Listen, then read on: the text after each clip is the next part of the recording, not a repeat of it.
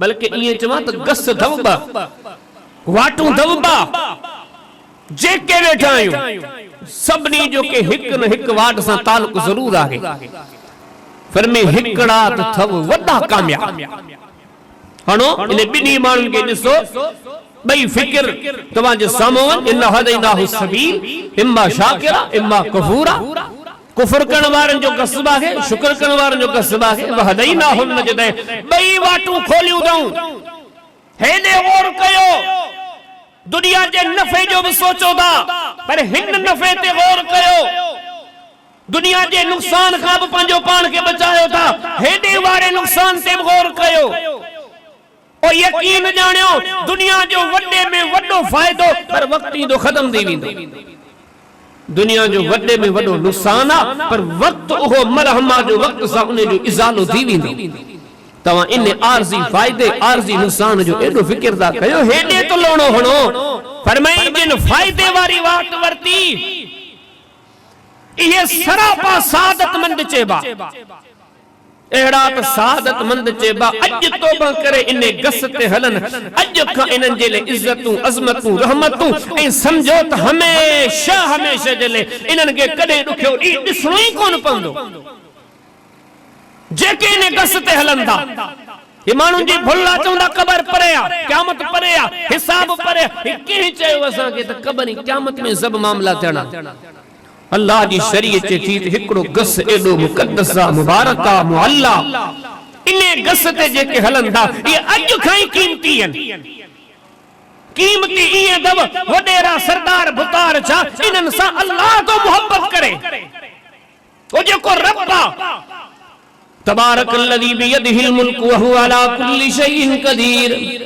ओहो रब जे हथ में समूरे जहान जी बादशाही आ फताल अल्लाहुल मलिकुल हक ओ जेको सब का वडो बादशाह पर में उन्हें शान वाली जात हो खालिक हो मालिक जे सारे जहान के पैदा कयो वल्लाहु अला कुल्लि शैइन कदीर हुवल खल्लाकुल अलीम हर शे जो इल्म रखण वारो हर शे के जोड़न वारो पर में एडो वडो हाकिम आ एडो वडो हुक्मरान आ इनिल हुक्म इल्ला लिल्लाह सब अमर उन्हें जेला सब हुक्म इन्हें जेला वो एडो वडो बादशाह पर में इन्नमा अमरुहु इदा अराद शैयन अन यकूल लहू कुन फयकून पर में उहो बादशाह को बि कम सोचींदो आ तो उनखे मेहनत करनी कान पवंदी आ जी चवंदो आ थी पवंदो आ पर में उहो बादशाह कुल्लो कानल बहर मिदादल लिकलिमात रब्बी लनफिदल बहर क़ब्ल अन तनफद कलिमात रब्बी वलौ जिना बिमिस्लिही मददा पर में ओहो बादशाह उन्हें शान वारो आ सारी दुनिया जे वणन के कलम बनायो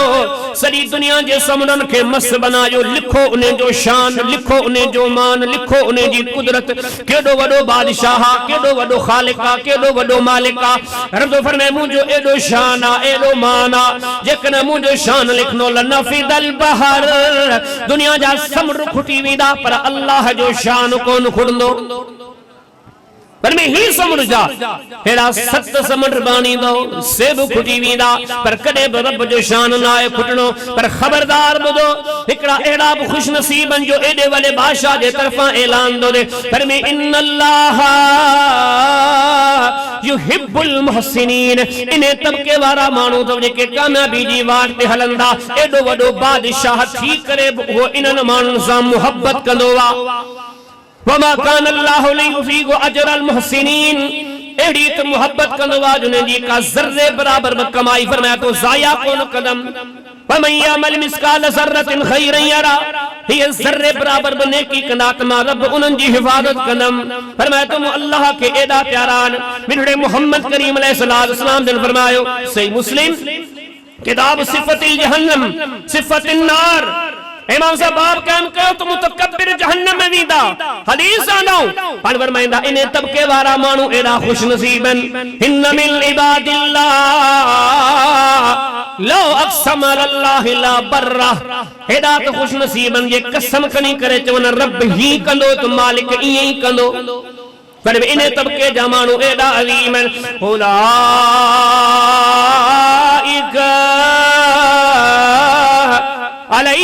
सलवातुम मिर रब्बिहिम व रहमा इन्हनि जे मथां रब जी रहमत वडपुणा मींह हर घड़ी वसदा रहंदा।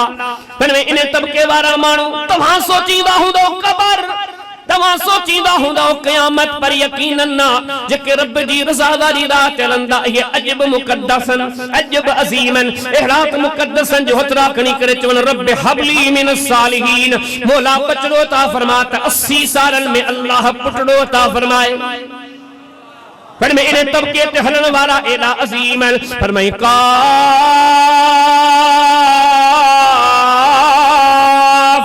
हा या आइन स्वाद ज़िक्रो रहमत रब्बिका अब्दहु ज़करिया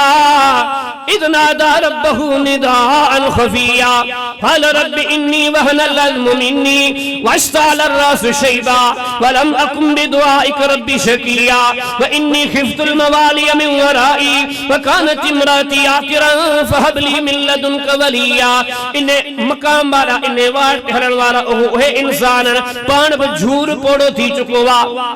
घरवारी भी झूर पोड़ी थी चुकी आ, पर जुबान ते कलिमात तरी आया अल्लाह बचड़ो अता फरमा। रब तो फरमाए बच्चो बदई छजो सुई बच्चे ते नालो बद सुई था त ही रखे जरजा। कर में इन्हें तबके वारन जो अज हयाती में एडो वडो शान आ फसन्नून इज़्ज़हब मुग़ादिबन फज़न्न अल्लन नक़दिर अलैहि फनादा फी ज़ुलुमात अल्लाह इलाहा इल्ला अंत सुब्हानका इन्नी कुन्तु मिनज़ ज़ालिमीन। पर मैं जे मच्छी जे पेट में पहुंची करे इन्हें तबके वारा मानू सरीन दा मौला मच्छी जे पेट में आया यूं निजात फरमा। पर मैं तो फसजबना लहू मिनल गम्मे असां उन्हनि जा सदब बुधाउन के असां उतां निजात ॾिनी आ।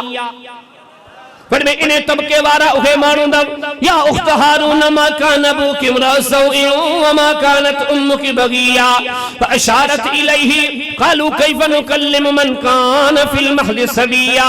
रब फरमा इन्हें गसते जे के रची वने ओ कब्र परे आ क़यामत परे आ अॼु उन्हें के बेहतरीन बदलो मिलण शुरू थी वेंदो। पर में हिनन जो शान मकाम दर्जो इहो आ जे हिनन खे केर अंगुर खणंदो आ त जवाबन जो बंदोबस्त अर्शन तां अल्लाह कंदो आ। रब से मिसाल नो पुदो कुरान का पुछो कुरान का ओ सैयदा मरियम सलाम अल्लाह जले आई हुई नंढड़ो ईसा अलैहि सलाम खणी आई को मारा चवन लगा या उख्त हारून ओ हारून जी भेण मा कान अबूकी इम्रा सौइन व मा कानत उम्मुकी बगिया तुंजो अब्बो बेड़ो कोन हो तुंजी अम्मड़ बेड़ी कान हुई तो ही केड़ो कम कयो। रब जो कुरान रज़े पियो मुसलमानो ही दस अजब खुलिल्लाही वाट अजब खुलिल्लाह सोचो दुनिया जे नफे जा तलबगारो हिन नफे जड़ो नफो तवां के किथे नजर कोनी दो कोम पुछाती करे मरियम का हिन बारडे जो मामलो छागे उदी फरमाया तो वशारत इलैहि सैयदा इशारो करे थी आउं न ॻाल्हाईंदम नंढड़ो ॿार ॻाल्हाईंदो। रब सी नंढड़े ॿार खां ॻाल्हायो ईसा अलैहिस्सलाम जवाब थो ॾे क़ाल इन्नी अब्दुल्लाह ऐ मुंहिंजी क़ौम वारो मुंहिंजे मामले में मुंहिंजी अम्मड़ खां न पुछो ऐं पाण ॿुधायां थो त आउं अल्लाह जो बानो आहियां। ही सब मिसाल नसीन प्या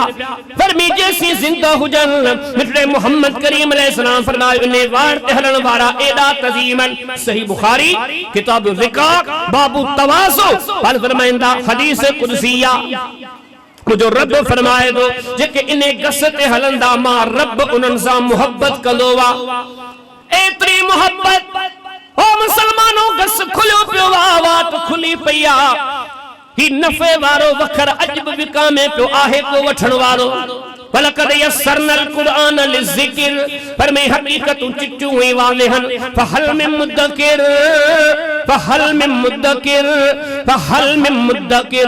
हो दुनिया जे बाजारन में नफे जा सद बुधी करे डोड़ी डोड़ी वणन वालो मता नफो जाया थी वने हेडे तो लोणो हणो हेडो वडो नफो वा हेडो वडो फायदो वा। पर में रब सी फरमाया तो इने बालन सा एडी तमाम मोहब्बत कंदो वा जे इनन के दुख ची वने मु अल्लाह के इहा गाल पसंद काने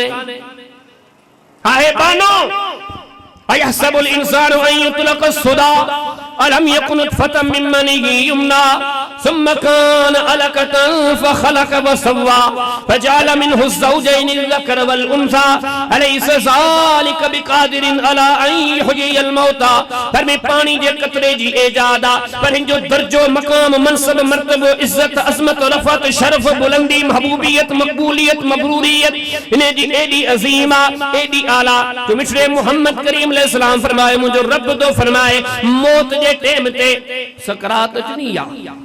ہر کے مرن ہوا پر فرمائے مجھے رب تو فرمائے مرن جے ٹیم تے بہن کے تکلیف جے کاجے دی مو اللہ کے احاب پسند کالے اے بان کریم فرمائے انہیں طبقے وارے مانوں جی موت بھی عزت تا آن موضوع تمام دگوا شیخ صاحب اچھی چکا آنوں کوشش کے گفتگو کے بس چند منٹن میں ختم دو کیا فرمائے ہی اوہو طبقوا ارے لسو دو صحیح ہیڑی نفع واری واٹ کھلی پیا کرن تو چڑے ہی تھورو تھورو نفع واروں کو گس نظر چے تو مقابلہ ڈرک ڈروڑا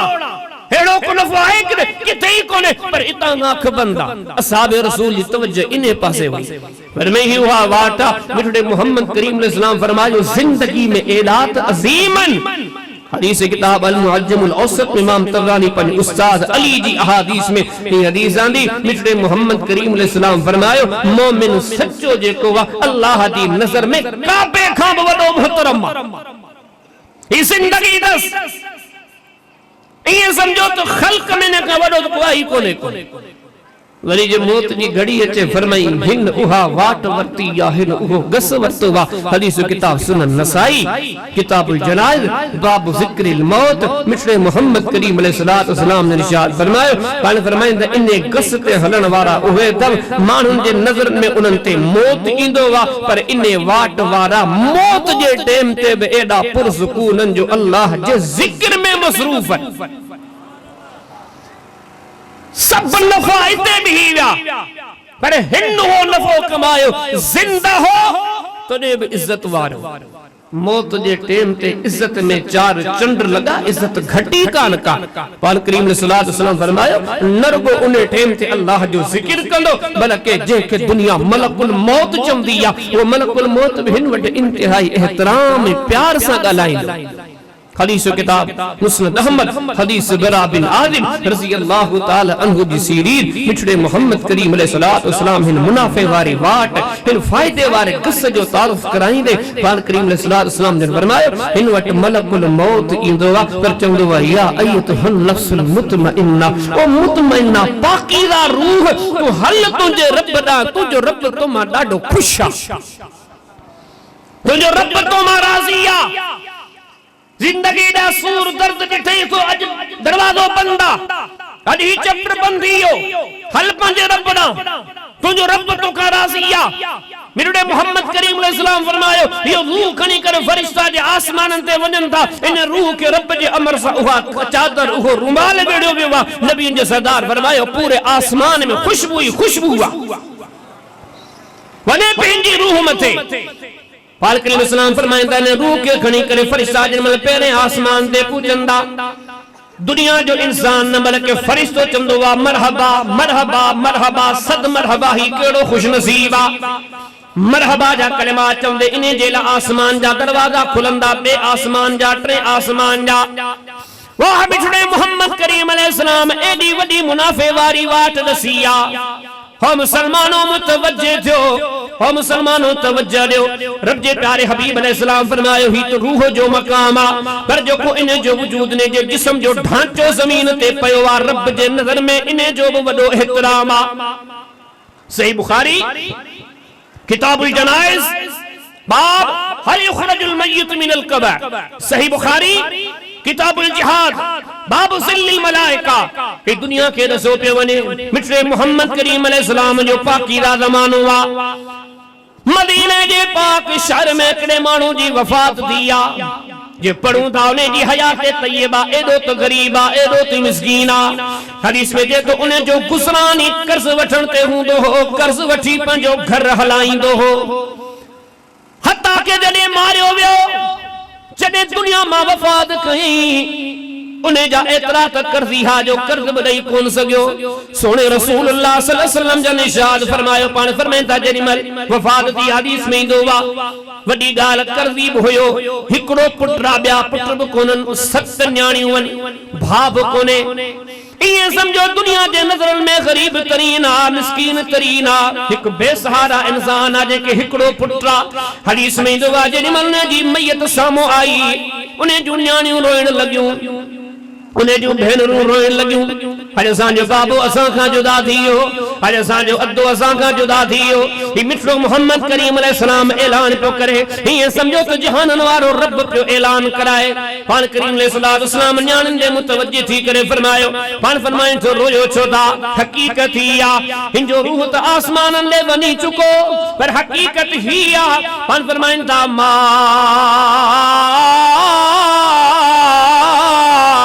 ज़ालतिल मलाइका तुज़िल्लुहु बिअजनिहतिहा।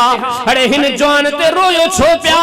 हिन तो उहा मकसद वारी जिंदगी गारी आ। अॼु हिन जो जिस्म जे कन ज़मीन ते पयल आ इन जे मथां छाऊं करण जे लाइ अल्लाह जा फरिश्ता आसमाननि तां पहुता आहिनि जेके पंहिंजे परनि सां हिन जे जनाज़े ते छांव कयो बीठा आहिनि। ॾसो पियो वञे अचो मुनाफ़े वारी वाट ॾांहुं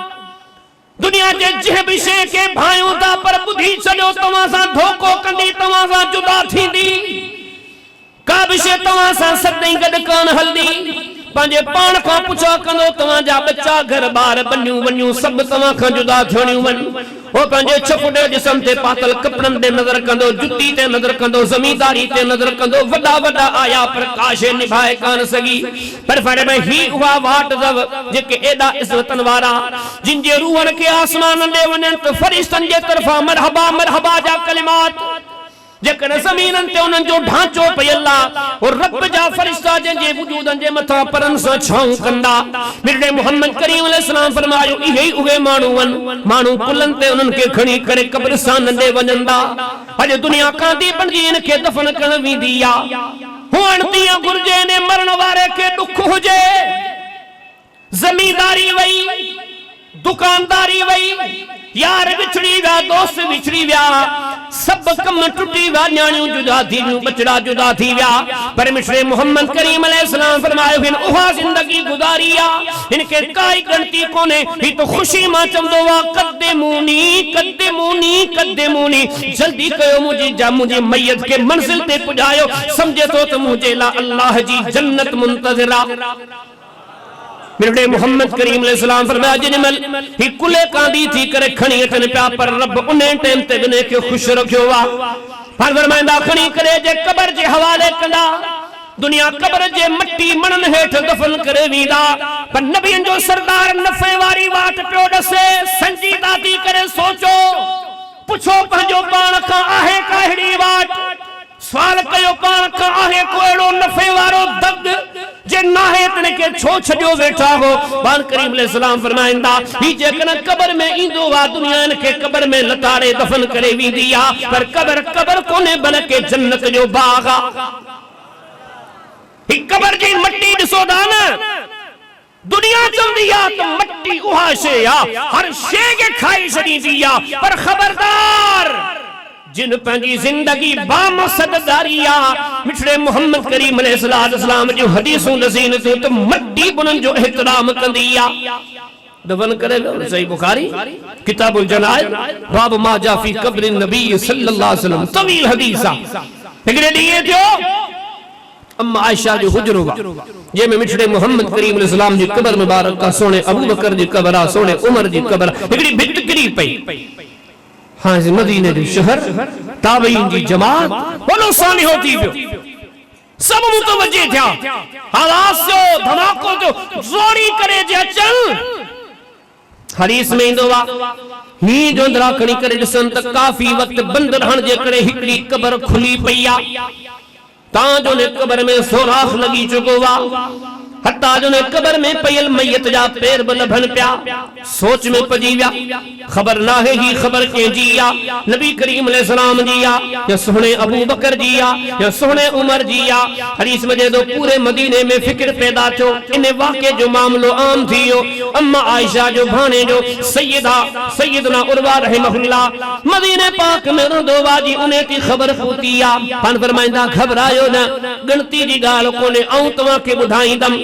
छो तो मुझे आयशा रज़ी अल्लाह ताला अन्हा मासी हुई उन्हें मुखे मामला की खबर दिनी हुई इन्हें हुजरे में मुझे वंजन थींदो हो सैयदा मुखे बुधायो हो तो ही कब्र कह जिया ही कब्र कह जिया ही कब्र कह जिया अन बुढ़ड़ो होयो फरमाए मुख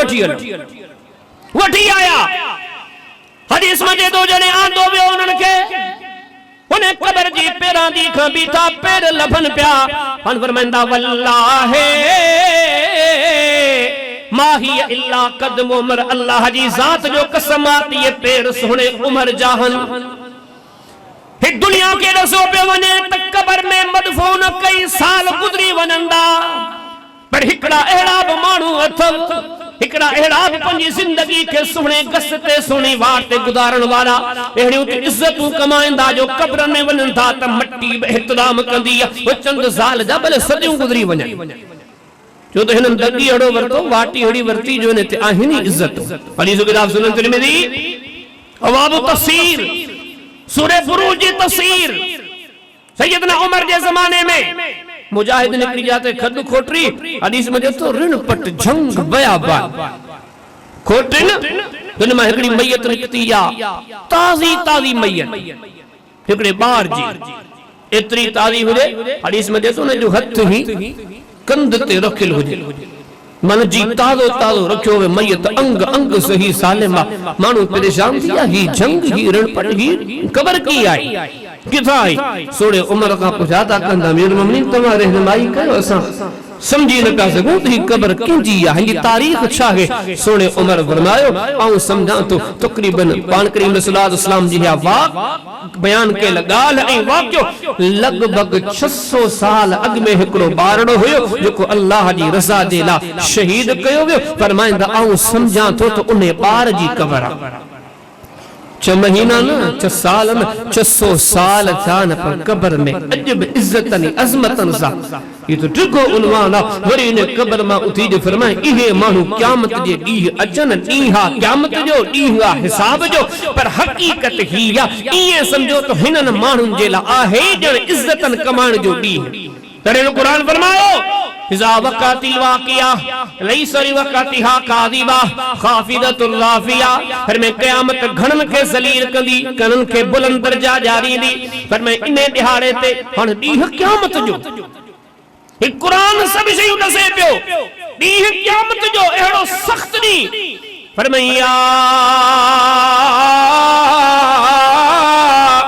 अय्युहन्नास फत्तकू रब्बकुम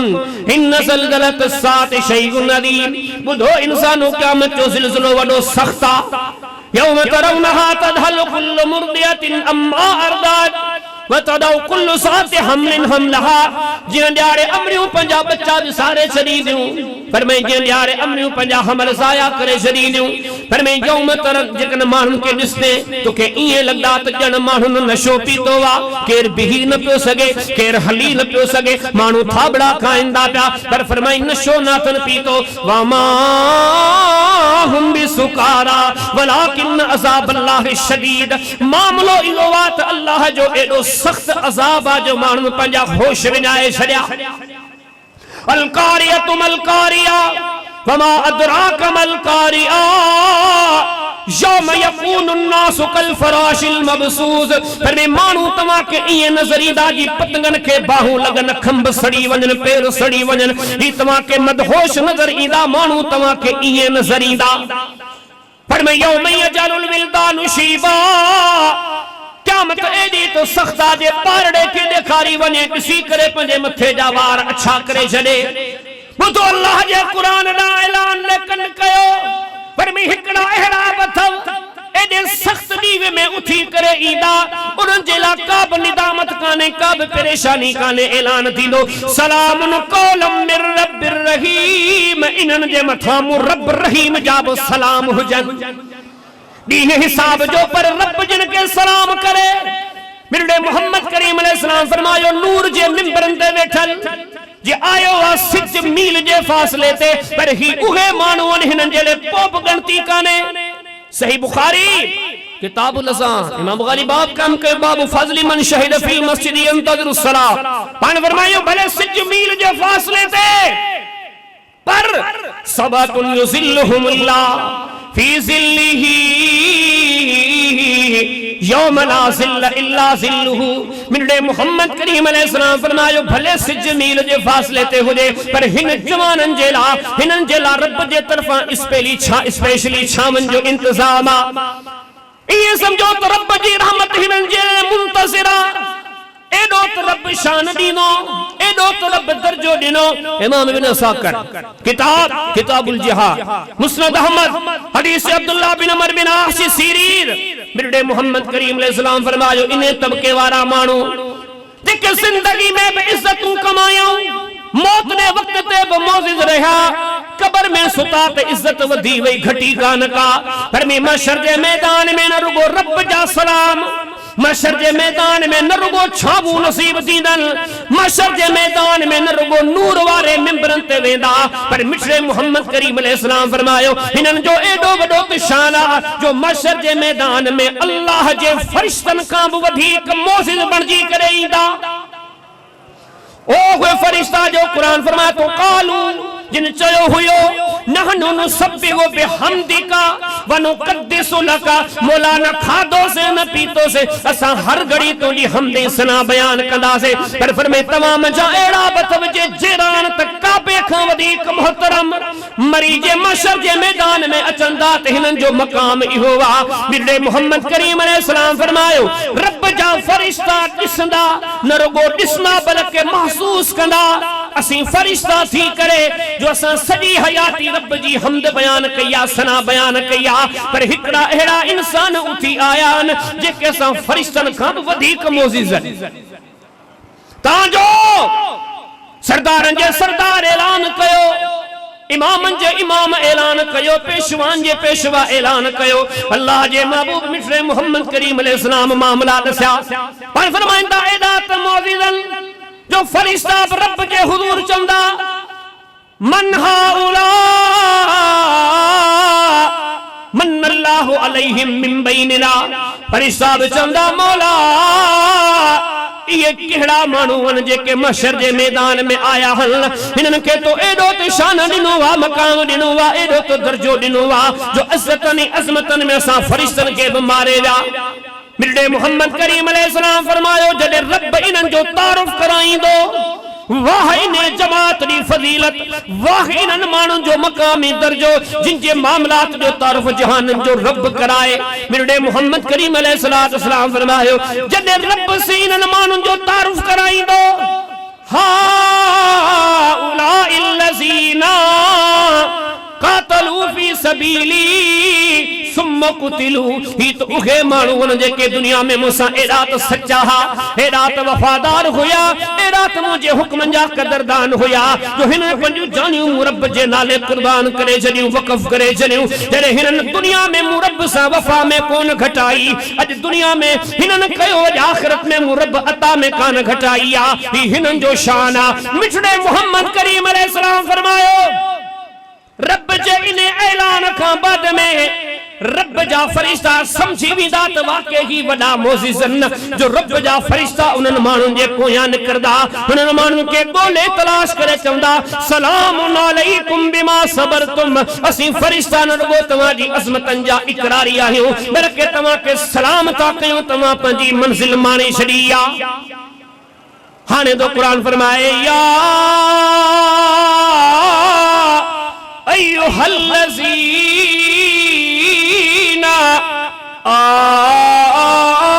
आमनुत्तकुल्लाह डजो पंजे रब खां वल तंदुर नस्मा कद्दमत लिगद सुभाणे ते नजर कयो उहा सुभाणे जे जो सफर खुटणो कोने अजो की जमींदारी भी खुटनी आ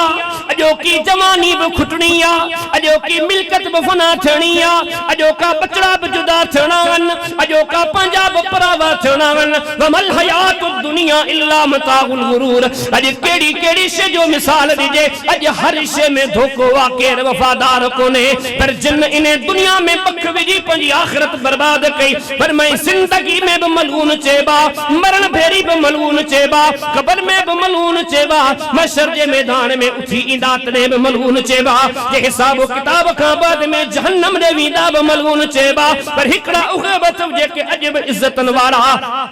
मरण वक्त में इज्जत वारा, कब्र में भी इज्जत वारा, क़यामत में भी इज्जत वारा। वल तंदुर नफ्स मा क़द्दमत लिगद। तव्हां सोचो त तव्हां कहिड़नि में शामिल आहियो। करण जो ॻाल्हियूं जलसा के प्रोग्राम तकरीर आऊं बि कयां थो, तव्हां बि ॿुधो था। हक़ीक़त ही आ, सोचूं असां छा आहे कयो। पर में ॻाल्हियूं न,